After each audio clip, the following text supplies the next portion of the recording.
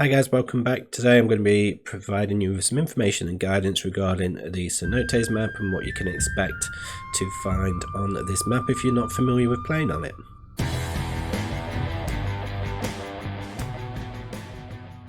Okay, so for more hints and tips, guides, build orders and other Age of Empires 2 content, make sure you subscribe to the channel, hit the bell notification icon so you don't miss out. So, Cenotes. This map is basically an open map, which is quite similar to Arabia in terms of how you're going to play on it. Now, it used to be quite a tough map to play on. It used to be quite an open map in terms of ridiculously open. I think they've made changes to the map which makes it a little bit easier to wall. I mean, as you can see with this example on the screen now, there's quite a lot of wood lines and it's very wallable. So, you know, potentially in this situation you could have gone for a bit of a boom, but you'll find that there's quite a few little ponds on this map. It could be quite a good opportunity for a melee player to build harbours and just gain some map control from the harbours, potentially just causing some extra damage. I mean, even with the opposing player here, his map is obviously not as good as mine, but it's still fairly wallable, and I mean, not ideal having these at the front there, but still relatively wallable for a forum map, certainly in comparison to the new map generations that you get with Arabia, which, you know, your wood lines seem to be ridiculously far away, as do all of your resources that you need. So this one's not too bad. In terms of the resources, you start off with the standard resources that you would ordinarily have in a normal game, or on other maps I should suggest.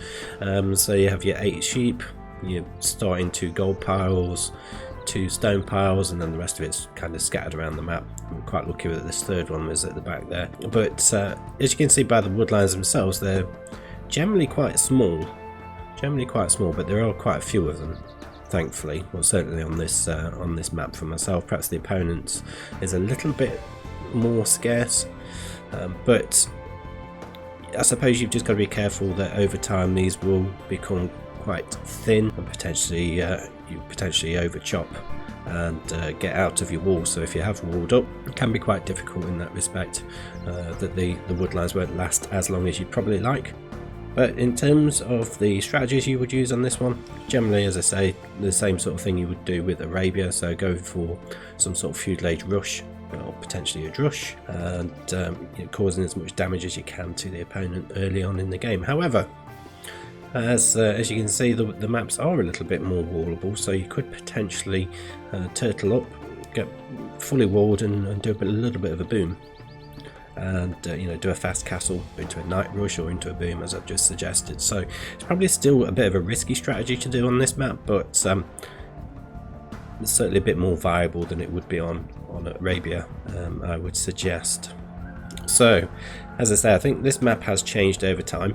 I think it used to be that your wood lines were a bit further away, probably the same sort of size as you get in here, but it was a lot harder to wall up. So I think the games used to be a bit more aggressive than potentially could be now, and I think there also used to be less resources on the map as well, which meant that, you know, if they did last a while, which was fairly rare, but if they did last quite a while, they would normally end up with a trash war at the end because of the scarcity in the resources. But as you can see, or as I've already explained, you know, there are the standard number of resources on the maps now. So we've got 8 gold piles and 6 stone piles in total.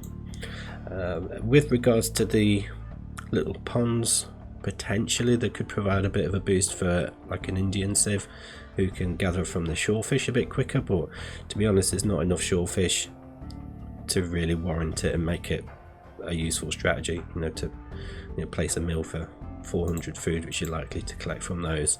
It's not necessarily going to be viable, but it could happen. So the good thing with the ponds as well is they can also form part of your walls. The problem with that is just making sure that your enemy doesn't transport a ship over them. Probably won't happen. It would be kind of ridiculous to do that, but it's still an option that they could do. But you certainly could use those as part of the wall, potentially.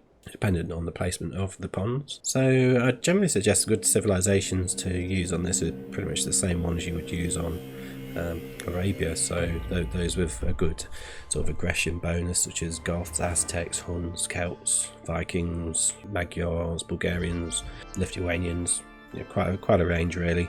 In terms of archer strategies, you generally use your standard usual ones for that. So yeah, pretty much just play this map in exactly the same way as you would Arabia, with just a little bit more of an opportunity to wall up. So that's it for this one, guys.